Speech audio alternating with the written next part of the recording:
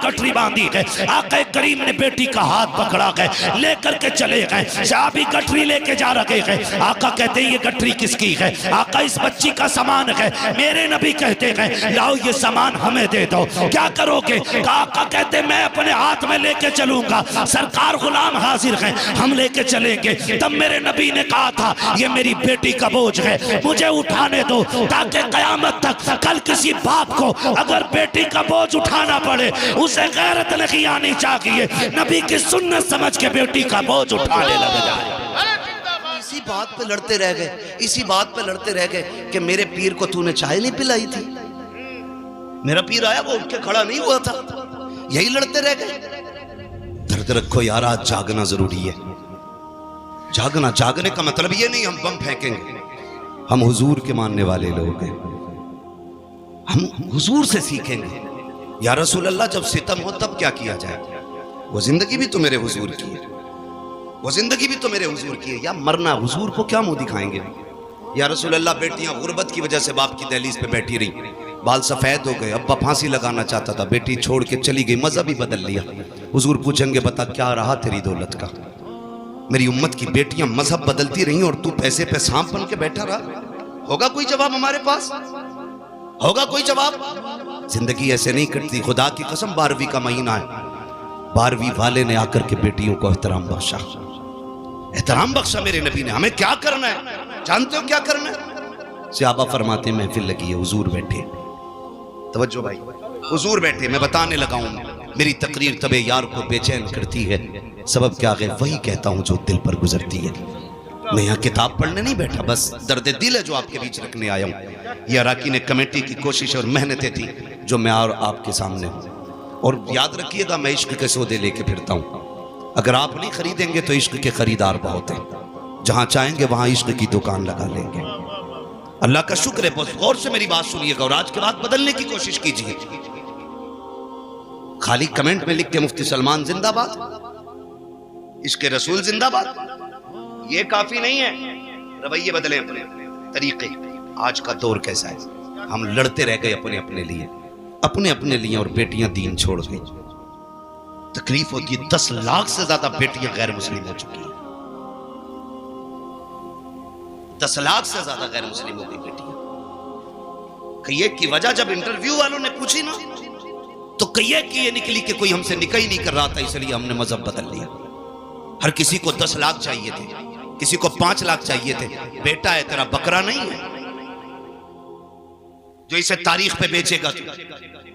गैरत आनी चाहिए, आज लाजिम है। सहाबा फरमाते महफिल लगी, हुजूर बैठे, कहते हमने कुछ नहीं सुना, अचानक नबी कहने लगे। आका फरमाते मैं हाजिर हूं। कहते हैं थोड़ी देर चुप हुए, फिर फरमाया हुजूर ने मैं हाजिर हूं। कहते हैं फिर हुजूर खामोश हुए, फिर फरमाया मैं हाजिर हूं। 3 मरतबा ये कह के अचानक हुजूर उठे और दौड़ लगा दी। सहाबा फरमाते हैं हमने देखा अचानक हुजूर बगैर बताए चले गए। हमें चूंकि डर रहता था, मुस्तफा के दुश्मन बहुत है, लेकिन आशिक थे, कहने लगे हम पीछे पीछे दौड़े। हुजूर इतनी तेज गए कि हमारी नजरों से ओझल हो गए। कहते हैं सहाबा लेकिन फिर भी जिधर जिधर से खुशबू आ रही थी हम उधर मुड़ते जा रहे थे। खुशबू सूंघते सूंघते वहां पहुंचे जहां मेरा नबी मौजूद था। कहते हैं हुजूर गए और एक दरवाजा था पुराना, उस पे आका करीम खड़े। जरा सुने, आज सगी बहन दरवाजे पे आती है ना तो भाई का कलेजा पानी पानी होता है। आ गई लेने के लिए, सगी बहन को चाय पिलाने तैयार नहीं होते हम। यूं तो सैयद भी हो, मिर्जा भी हो, अफगान भी हो, तुम सभी कुछ हो बताओ कि मुसलमान भी हो।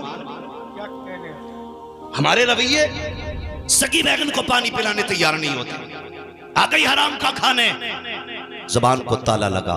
बेटियां बहनें जब दरवाजे पे आती हैं ना, वो तुम्हारा लेके नहीं जाती हैं बल्कि तुम्हें और दे के जाया करती हैं। मेरे नबी को देखो खड़े दरवाजे पे। कौन? बेटी अभी तूने कहा ना काश मेरा बाप होता, चल मुझे वही समझ दरवाजा खोल दे।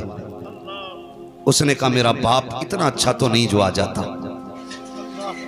कहा फिर तूने ये भी तो कहा था ना काश मेरा भाई होता। महबूब फरमाते हैं चल वही समझ के खोल दे। उसने कहा मेरा भाई होता तो मैं यहां ना होता। आका फरमाते तीसरी बार तूने ये भी तो कहा था ना काश कोई मेरा हमदर्द होता। फरमाते हैं फिर मुझे हमदर्द समझ के दरवाजा खोल। बच्ची कहने लगी फिर आ जाइए अंदर। मेरे हुजूर तशरीफ लाए, चेहरा देखा देखती रह गए, लेकिन फिर देख के कहती आप कौन? हुजूर फरमाते ये न पूछ मैं कौन, ये बता बेटी तूने आवाज क्यों दी थी, रोई क्यों? बच्ची कहती है क्या बताऊं, 7 साल हो गए इस मकान के अंदर। मैं 8 साल की थी या 9 साल की थी, उस वक्त मेरा बाप मुझे बाजार में बेच के गया था और ये मुझे खरीद के लाया था। कहती है वो अच्छी आदत वाले आज तक मुझ पे सितम रहा है। मैं इतनी थक चुकी हूं कि अब मुझसे काम नहीं होता। ये देख मेरी उम्र 15-16 साल है, तुझे नहीं लगता मुझ पे बुढ़ापा आने वाला है? इतनी कमजोर हो गई हूं। महबूब फरमाते बेटी रोई क्यों? उसने कहा मोहतरम सुने तो सही बात, ये काम ज्यादा है, ताकत नहीं है, बीमार हूं, सर में दर्द है।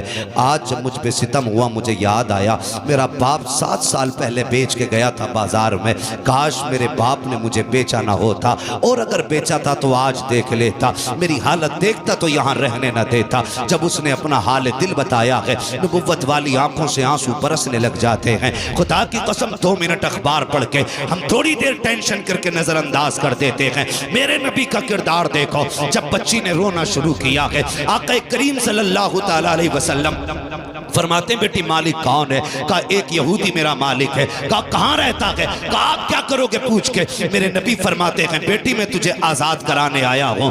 इतना सुना बच्ची कहती है यहाँ कौन किसके दर्द बांटता है, कौन किसके दुख बांटा करता है? मेरे नबी ने कहा था बेटी मैं आया हूँ। सहाबा से कहते हैं सामान इकट्ठा किया जाए। सारे सामान की गठरी बांधी गई। कान खोल के सुनना प्यारे, अंदाज़े बयां मेरा बहुत शौक नहीं है, शायद के उतर जाए तेरे दिल में मेरी बात। जब सारी गठरी बांधी गई, आका करीम ने बेटी का हाथ पकड़ा गए, लेकर के चले गए। सहाबी गठरी लेके जा रहे हैं। आका कहते हैं ये गठरी किसकी है? आका इस बच्ची का सामान है। मेरे नबी कहते हैं लाओ ये सामान हमें दे दो। क्या करोगे?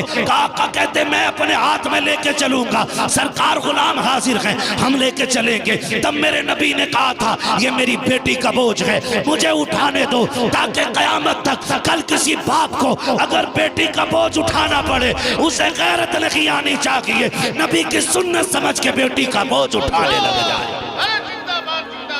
ये मेरे नबी का किरदार रहा। आका करीम ने उस बच्ची की भाई यहाँ नहीं, मस्जिद में नहीं, बिस्तर पे लेट के फैसला करना तू कितना बड़ा आशिक है हुजूर का। बहुत अच्छे मुफ्ती साहब, ये तो तेरा बिस्तर बताएगा तूने कितनी गुलामी का हक अदा किया। ज़बानें लंबी होती है, चौक में बैठ के पंच बन जाते। जी मेरे सामने कोई टिकता नहीं, औकात मेरे हुए नामवर बेनिशां कैसे कैसे, जमीन खा गई आसमां कैसे कैसे। हैसियत क्या है, औकात क्या है हमारी? बड़े बड़े पहाड़ जमीन के अंदर चले गए, कोई नहीं बचा है और न बचने वाला है। ओ भाई जब इतनी बात मेरे नबी ने कही, सहाबा रोने लग गए। कल लाओ ये गठरी मेरी बेटी की है, मैंने इसे बेटी कहा है, लाओ मुझे दो, ताकि क़यामत तक कोई बाप बेटी का बोझ उठा के चले उसे गैरत नहीं लगनी चाहिए। वो फ़ख्र से कहे बेटियों का बोझ उठाना ये गैरत की बात नहीं, मदीने वाले की सुन्नत का तरीका है। हुजूर ने गठरी लेके चले, बच्ची साथ जा रही। पहली बार किसी ने बेटी कह के आवाज़ दी थी। बच्ची गई, बस्ती से बाहर निकल गए। बस्ती के बाहर एक बड़ा मकान था। बच्ची ने कहा वो जो मकान है ना वो मेरे मालिक का मकान है। तो जो है सारे लोगों की, वो मेरे मालिक का मकान है। बच्ची ने ये कहा और हुजूर ने देखा उधर, बहुत दूर था। मेरे हुजूर की शान ये थी अगर हजारों के मजमे में भी होते, किसी का चेहरा साफ नजर आए ना आए, मेरे हुजूर का चेहरा साफ नजर आया करता था। उसने देखा ये कौन है, ये चंद लोगों के बीच में कतई साफ चेहरा। वो नीचे उतर आया, दरवाजे पे दस्तक हुई। कौन? मेरे नबी ने फरमाया अना मुहम्मदुर रसूलुल्लाह। जैसी उसने कहा नहीं खोलना दरवाजा। क्यों? कहा मुझे तुम्हारा दीन कबूल नहीं करना। मेरे नबी ने फरमाया गरज और है, किसी और वजह से आया हूं, दरवाजा खोल एक सौदा करना है। दरवाजा खोल एक सौदा करना है। उसने दरवाजा खोला, हुजूर सामने। जी कैसे आना हुआ? हुजूर फरमाते हैं इस बच्ची को तू खरीद के लाया था? कहा हाँ। फरमाने लगे अब इसकी कीमत तू बता, मैं खरीदने आया हूं, मैं खरीदने आया हूं। उसने यूं चेहरा देखा, आप कौन? आपसे इसका रिश्ता क्या? हुजूर ने फरमाया पूरी कायनात से मेरा रिश्ता बड़ा गहरा है, तू बता इसकी कीमत क्या है। उसने कहा आपका कोई रिश्ते में लगती है? आका फरमाते हैं इसकी कीमत बता। जब इतनी बात कही ना, कहने लगा ठहरो। चेहरा देखा, बाहर आया। उसने कहा मेहरबानी करें जरा थोड़ा सा दामन उठाएं। हुजूर ने दामन उठाया। उसने एक पुरानी किताब ले रखी थी, वर्क पलटा, सीना देखा, वर्क पलटा, दामन छोड़ दे, कहा जरा घूम जाइए। चारों तरफ से हुजूर को देखा, निशानियां मिलाई।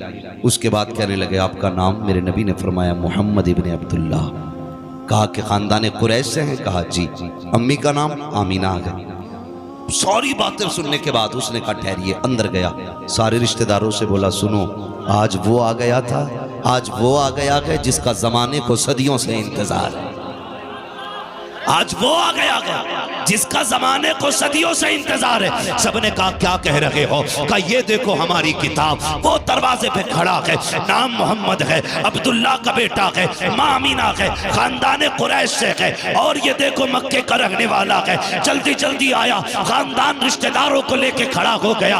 उसने कहा सुनो, तुम देखते जाओ, मैं निशानी पढ़ता जा रहा हूँ। उसने अबरू की अलामत पढ़ी, चेहरे की अलामत बताई, रुखे रोशन का तज़किरा, जुल्फ़े अंबरी की बातें, वो नशीली निगाहें, वो खूबसूरत अदाएं सारी बताई हैं। वो किताबें देखते जा रहे हैं और वो मिलाते जा रहे हैं। आखिर में सारी मिल गई। कहा मेरी किताब ये भी कहती है जो आखिरी पैगंबर होगा वो इतना दयालु होगा कि वो अपने पैसे से गुलामों को आजाद कराएगा। कहा देखो ये मेरी गुलाम है, आजाद कराने ये आया है। उसने कहा जनाब अब बताओ कहना क्या चाहते हो? मेरे नबी ने ये कहा था इसको बता, मैं इसे खरीदने आया हूँ।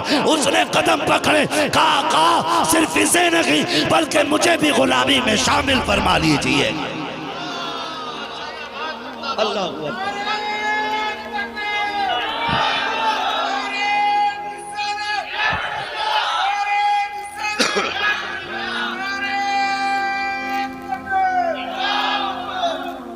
तवज्जो कीजिए। उसने कहा कि ऐसा कौन होगा जो गुलामों को आजाद करे। जब वो कलमा पढ़ के मुसलमान हुआ, रिश्तेदार कहने लगे रुक भाई, सारे मामले में बराबर थे तो यहाँ पीछे नहीं रहना है। अगर तूने हुजूर का दामन थामा है तो फिर हमें भी हुजूर का दामन थामना है, हमें भी हुजूर का दामन थामना। मैं आपसे सिर्फ इतना कहूं, बेटियों को बचाने का काम मेरे नबी ने किया। बोलो किया कि नहीं? जोर से बोलो। मैं किसी के पीर की तरफदारी में नहीं, मदीने वाले की तरफदारी में बात कर रहा हूं। किसी को कड़वा लगे या मीठा लगे, मैं आईना हूं, दिखाऊंगा दाग चेहरे के, जिसे खराब लगे सामने से हट जाए। मसला ही कोई नहीं, सीधी बात।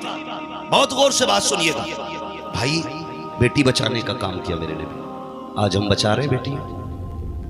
खुद सोचे, एक बाप बेटी को पालने में बूढ़ा नहीं होता, बेटी को जवान करने में बाप बूढ़ा नहीं होता, बेटी को रुखसत करने में बाप बूढ़ा हो जा रहा है। क्या ये हालात नहीं? दूल्हा मरा जा रहा, कह रहा भैंस वाली जंजीर चाहिए।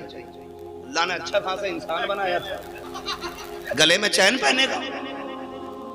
सास भी ना पहले लाती है मेरे दामाद के लिए, और दामाद है तेरा बकरा नहीं। मर्द को सोना पहनना हराम तो हराम, चाहे तेरा बेटा हो या मेरा बेटा हो। और कह रही सोने की अंगूठी पूरी 1.5 तोले की चाहिए। याद रख, जो दुनिया में सोना मर्द पहनेगा ना, अल्लाह उसे आखिरत में जहन्नम की आग का जेवर पहनाएगा। देख लेना। खड़ा होके कह रहा पहनाओ, लो रवैये अपने। अंगूठी शिकल खाक की नहीं, सोना पहनने चले। ओ भाई ये क्यों बोझ इतना, क्यों बोझ इतना? क्या इसी का नाम निकाह है? क्या इसी का नाम इस्लाम है? जोड़ मिलाते फिर रहे। सोचो यार, थोड़ा सा बदलो। अगर सोने की अंगूठी ना मिली तो मर गया। एक मौलवी बता दो जिसने सोने की अंगूठी पहनी, किसी के गले में जंजीर दिखा दो एक सोने की, दिखाओ, कोई नहीं पहनता। मौलवी मोहताज है, शरीयत ने इतनी सी भी इजाजत दी होती ना तो इतनी मोटी हमारे गले में होती। हाँ, लेकिन जानते हो हुजूर आए मस्जिद में, सहाबी आगे बढ़े, उन्होंने सोने की अंगूठी पहन रखी थी, मुसाफिर के लिए हाथ बढ़ाए, हुजूर की नजर पड़ गई, मेरे नबी ने चेहरा फेर लिया, वो रास्ता बदल के आए, फिर हाथ बढ़ाए, हुजूर ने उधर से चेहरा फेर लिया, और फिर हुजूर चले गए गुस्से में, कहने लगे ये क्या हुआ आका, मुझसे नाराज क्यों? गालिबन हजरत अली आगे बढ़े, कहने लगे तूने सोना पहन रखा है और हुजूर ने सोने को मर्द पे हराम फरमा दिया है, इसलिए हुजूर को तुझसे नफरत हो गई। उसने अंगूठी फेंक दी, फिर रोए और रोने के बाद अंगूठी उठाई और इतनी जोर से फेंकी कि पता नहीं किधर। जो सहाबी थे उन्होंने कहा नादान, हुजूर ने मर्दों के लिए हराम किया था, कर ले जाता बीवी का जेवर बन जाता। उन्होंने क्या कहा था? उन्होंने कहा था क्या करूंगा बीवी का जेवर बना के? कहा ये औरत के लिए जायज है सोना, मर्द के लिए हराम। उसने कहा नहीं लेके जा सकता। कहा क्यों? कहा जिसे मुस्तफा नजर से गिरा दे ना मैं पहनूंगा ना अपने बच्चों को पहनाऊंगा।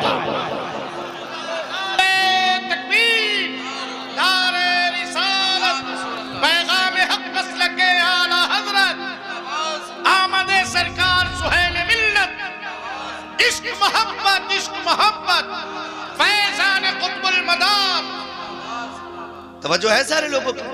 ओ भाई क्यों पक्की करने जा रहे हैं? पक्की इधर पक्की चलती है।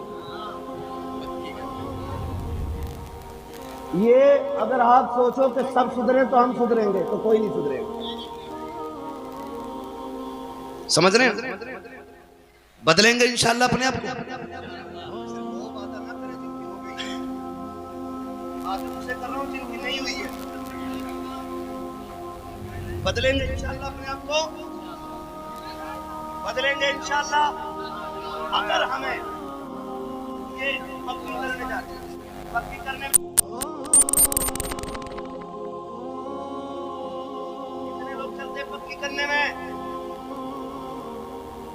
अल्लाह तुम्हें सलामत रखे। इतने बड़े मजमे में एक शेर देखा। हाँ, वो भी सच बोल दिया है। सच बोल रहे हैं। वो जो है सारे लोगों को कितने लोग आते हैं पक्की में? 100 सवा 100।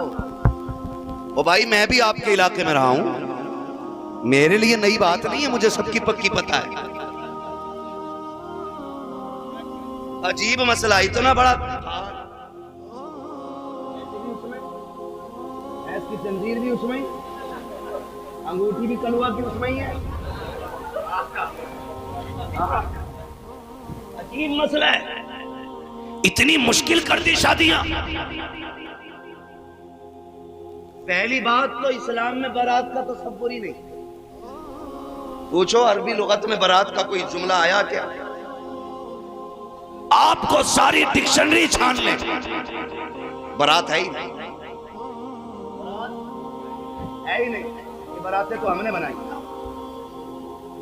एक बारात तो वो होती है कि जब दूल्हा जाता है, एक बारात पक्की करने आ रहे हैं। टेबल देखें पक्की के, जितना मीठा आपके पूरे जिले में होगा ना, सारी वैरायटियां रखी, सारी रखी, एक एक करके। मैं उस बस्ती का ही नाम लेना नहीं चाहता, तवज्जो है ना सारे लोग। मैं सिर्फ कुछ बताना चाहता हूं आपको। मुझे बताओ अगर ये पक्की में 150 ना जाते तो इस 150 के खर्चे में किसी गरीब की बेटी के हाथ पीले ना हो जाते? हो सकता था कि नहीं? बोलो, क्या हमारे बीच गरीब लोग नहीं है? आपकी बस्ती में क्या नाम है इस जगह का? ठठिया। ठठिया में गरीब लोग हैं कि नहीं? जोर से बोलो, है कि नहीं? है ना? जरूरतमंद तो यहां भी होंगे ना। कभी कभी बड़ा दिल दुखता है, बड़ा दिल दुखता है। एक बाप मैंने पहले ही कहा, बेटी को जवान करने में बूढ़ा नहीं होता, बेटी को रुखसत करने में बूढ़ा हो जाता है। 7 बेटियां जवानी तक पालता रहा, और जब भी आया कभी मुंह लटका के नहीं आया, मुस्कुराता हुआ घर में आया। इसलिए कि बाप कितना भी थका हो, बेटी मुस्कुरा दे तो थकन उतर जाया करती है। लेकिन कब उतरा बाप का चेहरा? जब बच्चियां जवान हो गई और पड़ोसी ने बेटी को रुखसत किया, चौक में जहेज लगाया और लोगों में बातें होने लगी। बाहर बातें सुन के आया, आज फला सेठ ने ना 28 नहीं 48,000 वाला तो फ्रिज दिया है, 60,000 की वॉशिंग मशीन दी है, रोटी बनाने वाली भी मशीन दी है, आटा गूंदने वाली भी मशीन दी है। जब गरीब ये बाहर सुन के आया ना, अभी घर में कुछ सोच के आ रहा था, इतने में जब आया बेटी ने ला करके खाना दिया, बेटी का उतरा हुआ चेहरा देखा। बाप बाप होता है जिसने इतने से इतने बड़े तक बेटी को पाला है। तुम्हें क्या लगता है वो उसके चेहरे को पहचान नहीं पाया? जब उसने बेटी का उतरा हुआ चेहरा देखा, जब बेटी के चेहरे पे उदासी देखी, उसने बीवी को बुला के कहा, जी सुनो तो बताओ तो सही, आज बच्ची का चेहरा उतरा हुआ क्यों है? मेरी बेटी आज खाना दे के गई है। उसने मुस्कुरा के नहीं देखा कि बात क्या हो गई है। माँ कहती है जब से ये पड़ोस में गई है उस वक्त से चेहरा उतरा हुआ है। बाप पूछता है कहाँ गई थी? कहती है फला सेठ की बेटी का आज निकाह था, जहेज रखा था चौक में, जब से जहेज देख के आई है तब से इसका चेहरा उतरा हुआ है। ओ मेरे भाई, तू अपनी बेटी को जायदाद उठा के दे दे, संपत्ति के कागजात दे दे, लेकिन तुझे हक नहीं है चौराहे पे रख के जहेज की नुमाइश करे। इसलिए कि तेरे जहेज को देखने के लिए सिर्फ अमीर की बेटियां नहीं आती है, रक्षा चलाने वाले की भी बेटी आती है, मजदूर की भी बेटी आती है, ठेला लगाने वाले की भी बेटी आती है। अमीर की बेटी देखेगी, देख के कह देगी कि मुझे फला जहेज चाहिए। अमीर तो शर्त पूरी कर देगा, लेकिन गरीब की बेटी जब जहेज की कसरत देखती है अपने बाप से कुछ कह नहीं पाती है। उसे पता है मेरे बाप की कमाई 500 रुपए है, 300 रुपए है, इसमें इतने शौक कैसे पूरे होंगे? और तुम्हें खुदा का वास्ता जहेज सजा के मत दो, छुपा के दे दो। अगर किसी गरीब की इज्जत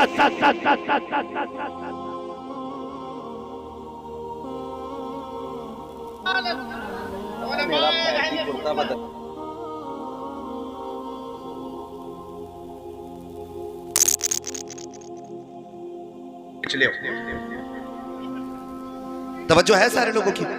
कम करें ये खर्चे। माशाल्लाह देख रहे हैं आप शायर सुन्नत मद्दाए खैरुल नाम भाई मोहम्मद अली फैजी साहब किबला तशरीफ पर। मसला एक बड़ा अजीब है, जो भी फोन करता यही कहता तुम चाहिए मोहम्मद अली चाहिए।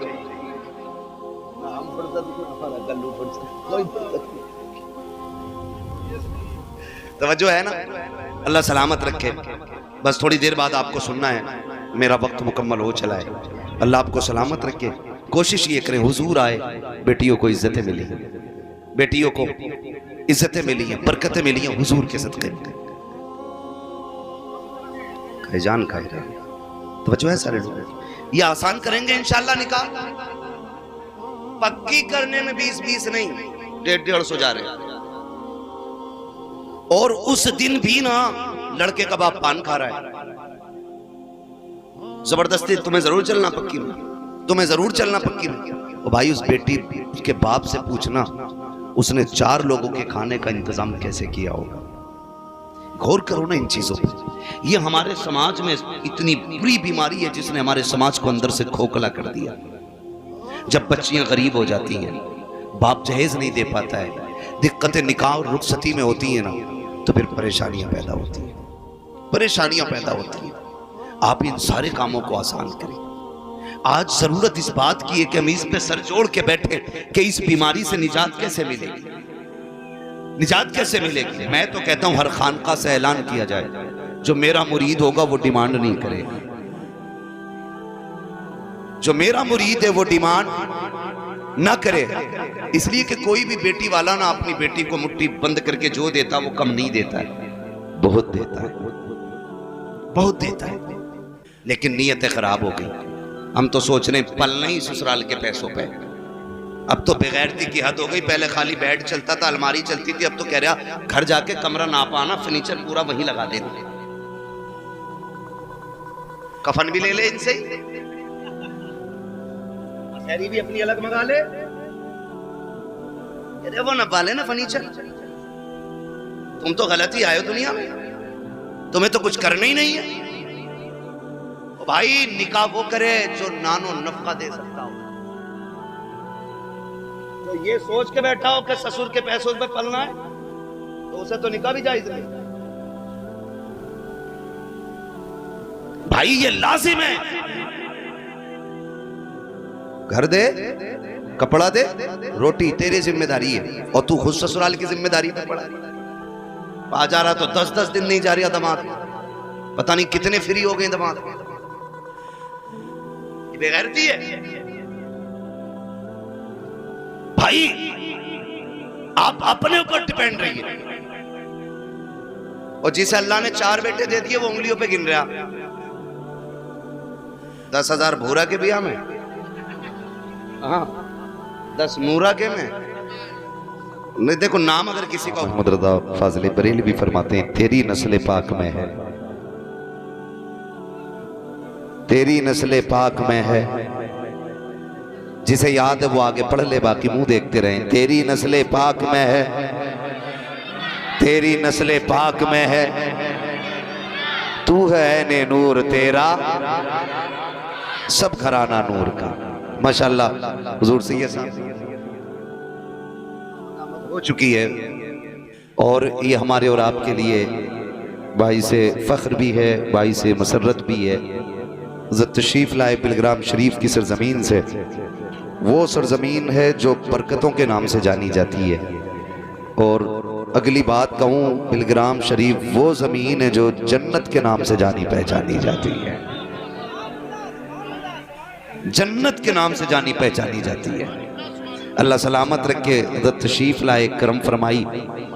ये अलग बात है खामोश खड़े रहते हैं, फिर भी जो लोग बड़े हैं वो बड़े रहते हैं। ऐसे असलाफ से मिलता है हमारा शजरा, जिनके कदमों में कई ताज पड़े रहते हैं। हाँ, अल्लाह सलामत रखे। बिलग्राम शरीफ का फैज़ान और तसव्वुफ़ की सौगात लेकर के माशाअल्लाह हुज़ूर तशरीफ़ फरमाए। मैं बात मुकम्मल कर लूँ। मैं ये बात अर्ज़ कर रहा था तो इंशाअल्लाह उम्मीद की जाती है कि ये जो ज़रूरत से ज़्यादा खर्चे हैं इसे कम किया जाएगा इंशाअल्लाह। अल्लाह सलामत रखे, अल्लाह हमारी आपकी ज़बान कबूल फरमा ले। कम करेंगे इंशाअल्लाह। कितने लोग सोने की चैन लेंगे वो हाथ उठा दें। अल्लाह सलामत रखे, 1% भी हाथ नहीं उठा। अब जो लोग हुजूर की रजा के लिए सोना कभी नहीं पहनेंगे वो हाथ उठा के बता दें माशाअल्लाह। अल्लाह सलामत रखे। और सासों से भी मेरी बात पहुंचा देना। सासों तक, जो सास होती है ना उस तक भी मेरी बात पहुंचा देना। कहती नहीं मेरा दामाद है, लाखों में छांट है, पहला दामाद है, सोने की चैन जरूर दूंगी। मेरी माँ मेरी बहन सोने की चैन देकर के उसे जहन्नमी क्यों बना रही है? रब ने तौफीक दी है तो दामाद को सोने के बटन दे दे, पैसा है तो दे बटन, करें ऐसे काम। और अगर देने ना तो बुरा ना मानिएगा, बुरा ना मानिएगा। जितने भी बेरोजगार दामाद हैं ना जो डिमांड करते हैं, सासों पे लाजिम है कि वो पैसे इकट्ठे करके मुट्ठी में दें कि सुन आज तक फलुआ फिरा, इससे जाके बिजनेस कर, खुद भी खाना मेरी बेटी को भी खिलाना। आपसे इतनी गुजारिश है, ऐसे लोग जो मुंह से मांगते हो उनको बेटी दो ही मत, करो ही मत रिश्ता उनके साथ, देखें कब तक मांगेंगे। गलती हम भी करते हैं। जरा सी डॉक्टरिया बनी, यानी 2 साल प्रैक्टिकल की आला लटकाया तो पीछे रेट लेके पड़ गए। बेटी का रिश्ता करा दो 5 लाख दूंगा, दलाल अच्छा फंस गया तो रेट ऊपर, 10 दे तो बता, 12 तो उसके को वहां से मिलना है। अक्सर ना नौजवान हमारे बाहर रहते हैं, जब तक शादी नहीं होती तो अब्बा कहता 70,000 कमा रहे आप, और जब शादी हो जाती तो कह रहा जरा कुछ समझा दो, 2 रुपए पैदा नहीं करता। ये कंडीशन हमारी है। झूठ बोलते हैं हम ताकि रिश्ते अच्छे। भाई ये मत देख कि इनकम कितनी है, ये देख ये दामाद अल्लाह वाला है कि नहीं, मुस्तफा वाला है कि नहीं। जो रब का हक अदा कर सकता है वो तेरे बेटी का भी हक अदा कर सकता है, और जो रब से नहीं डरता वो अपने ससुर से खाक डरेगा। इसलिए मेरी गुजारिश है, जब दामाद ढूंढे दीनदार ढूंढे, और ये जो 150 की टोली जा रही है ना, ये बंद करें, बंद करें। कई बापों का ये रोना है। पूछे सरकार तशरीफ फरमा, बिलग्राम शरीफ में एक से एक दर्द मारा आता है, दर्द का मारा आता है, लेकिन कराम रब का के शिफा मिल जाया करती है, शिफा मिलती है। और क्यों ना मिले, उस नस्ल से ताल्लुक रखते हैं जिस घराने की शान ये है कि जिनके तलवों का धोबन ग़याब हयात है, वो जाने मसीहा हमारा नबी, उस घराने से ताल्लुक रखते हैं। कितने आके कहते हैं सरकार 4 बार बेटी को देखने वाले आए, लेकिन जाके ना कह देते हैं। 10 बार बेटी को देखा गया, लेकिन जाके मना कर देते हैं। हुजूर कोई तो तावीज होगा कि जो मेरी बेटी का रिश्ता पक्का हो जाए। खुदा की कसम, जब बेटियों के बाप आके रोया करते हैं तो रोना नहीं देखा जाता है। मैं आपसे पूछना चाहता हूँ, चलो ठीक है, हक दिया है शरीयत ने, आप किसी की बेटी को देखें, लेकिन इतना तो बताओ, ये जो नमक का पानी पी के जाते हो, 150 लोग जाते हो, गाड़ियां भर भर के लेके जाते हो, और फिर कहते हो 3 दिन के बाद बताएंगे, ये जो तुम खा के आए हो इसका पैसा तेरा बाप देगा या कौन देगा? उस गरीब से तो जाके पूछ जिसने 10 लोगों के खाने का इंतजाम किया है। तुम उसको कर्जमंद बनाने के बाद 10 दिन के बाद कहते हो तेरी बेटी की नाक छोटी थी, हमें पसंद नहीं आई है, आंखें गोल थी, अच्छी नहीं लगी है। ओ यार, किसी की बेटी में ऐब सोच समझ के निकालना, अल्लाह कादिर मुतलक है। आज तू उसमें ऐब निकाल, रब चाहेगा पूरी जिंदगी रोता रहेगा। किसी की बेटी में ऐब ना निकालना। अगर देखने का हक दिया गया है तो ऐसे देखो, ना बेटी को पता चले ना बेटी वालों को पता चले, पसंद आ जाए तो बिस्मिल्लाह, ना आए तो अल्हम्दुलिल्लाह। खुदा की कसम, जब रवैये ऐसे होंगे तो इज्जत से बेटियां भी रुखसत हो जाएंगी, कोई गरीब रोएगा भी। बहुत अच्छी शर्त है, काम ऐसे ही करो, काम ऐसे ही करो, मत भर भर के जाओ लड़की देखने। एग्जाम देखा है, स्कूल गए, पर्चा आता है। हम इम्तिहान गाह में जब बैठे होते हैं ना, और जब पर्चा आता है तो दिल धक धक करने लगता है, पता नहीं क्या क्या सवाल हो, है ना। जितने वजीफे आते हैं ना सारी पढ़ते हैं, पहले जितनी दुरूदें आती है सारी पढ़ते हैं, फिर पीर साहब का पढ़वाया हुआ पेन निकाल के बैठते हैं। अब तो हल हो नहीं होना, अब तो हल हो नहीं होना। मेरा कहने का मतलब यह है कि एक पर्चा आया, पूरा साल भर का नहीं, एक पर्चा सिर्फ एक किताब का आया तो दिल की धड़कनें बढ़ जाती हैं। नंबर कम आए तो क्या बनेगा, नंबर ना आए तो क्या होगा, फेल हो गया तो क्या होगा। जबकि इसमें एक ऑप्शन है कि आप आगे और भी पढ़ के मेहनत करके आगे बढ़ सकते हैं।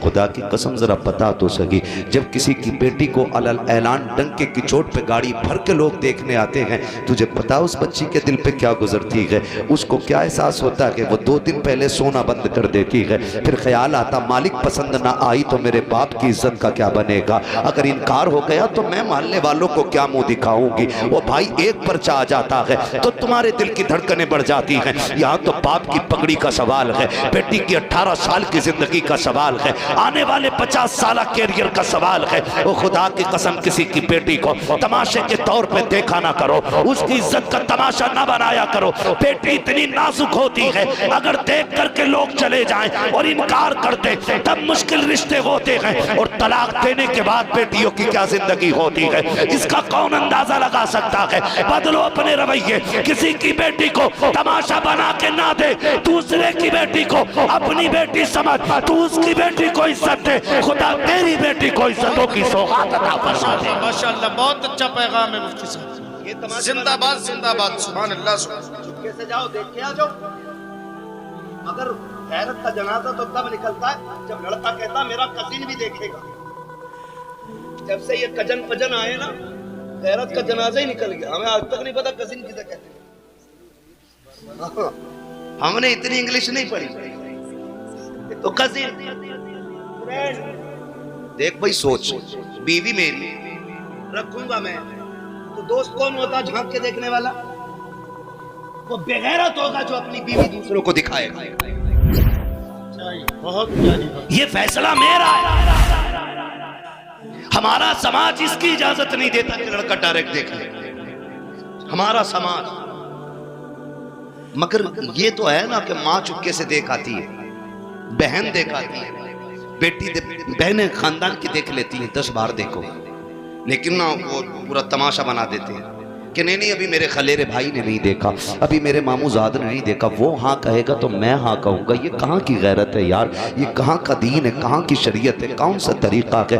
बीवी तेरी है, किसी की बेटी को तमाशा न बना। कुछ दिन से रस्में निकली हैं, अब तो स्टेज पे लड़की लड़के को ला करके अंगूठी पहनाई जा रही है। लोगों से पूछा जा रहा है ये क्या है, कहा तुम्हें नहीं पता दौर कितना आगे चला गया है। अब एक ही मिंबर पे बैठ करके सबके सामने अंगूठी पहनाई जाती है। मैं कहता हूँ वो दौर भी कितने प्यारे दौर हुआ करते थे, जब गैरत वाले लोग कार्ड छपवाते थे तो बेटियों के नाम तक कार्ड में नहीं डाले जाते थे, ताकि किसी गैर महरम की नजर मेरी बेटी के नाम पे ना पड़ जाए। आज बेटियों को मिंबर पे लाके तुमने, स्टेज पे ला करके तुमने अंगूठियां पहना करके गैरत का जनाजा निकाल दिया। जब इस तरह से रिश्ते और ब्याह होंगे तो उनकी गोद से आने वाली नस्ल शानदान सर होगी, डकैत होंगे, बदमाश होंगे, गुंडे होंगे, लुच्चे होंगे, आबिदो साकिद नहीं होंगे। खुदा की कसम गैरत वाली बच्चियां लाओ, गोद उनकी होगी, आने वाला सलाहुद्दीन अय्यूबी आ जाए। माशाअल्लाह माशाअल्लाह, जिंदाबाद। माए बेगैरत लाओगे तो बच्चे कहां से गैरत वाले आएंगे? अंगूठी पहना रहे हो, ये रिश्ता है, ये रिश्ता है। पहले की बेटियां जबकि ससुर से पर्दा नहीं, लेकिन इतनी गैरत वाली होती थी कि ससुर के सामने भी चेहरा खोल के नहीं आती थी। क्या कहने, जिंदाबाद। अब तो सज के बैठी है, ब्यूटी पार्लर का पूरा कमाल लेके बैठी है। हाँ, वो भी मन में लड्डू फूट रहे, बहुत खूबसूरत है, मुंह धुलने दे। भाई क्यों ये तमाशे, क्यों? गलती करते, गलती करते। ये निकलो इस धोखे की दुनिया से, सच्चाई की दुनिया में। खाली हुस्न देख के निकाह मत कर, किरदार देख के निकाह कर। ये भी पूछ के ये किसी नेक खानदान से ताल्लुक रखती है कि नहीं। ये भी देख इसकी नस्लों को कुरान आता है कि नहीं, इसका बाप मस्जिद में जाता है कि नहीं, इसके बाप के लुक़्मे हलाल के हैं कि नहीं। ये देख, अगर बाप के लुक़्मे हराम के हों तो 100 हाथ हट जाना, इसलिए कि असर तेरी औलाद में भी आएगा। मजदूर की बेटी लेके आओ, इज्जतदार की बेटी लेके आओ, खुदा की कसम नस्लें भी अच्छी होंगी और खानदान में 4 चांद भी लग जाएंगे।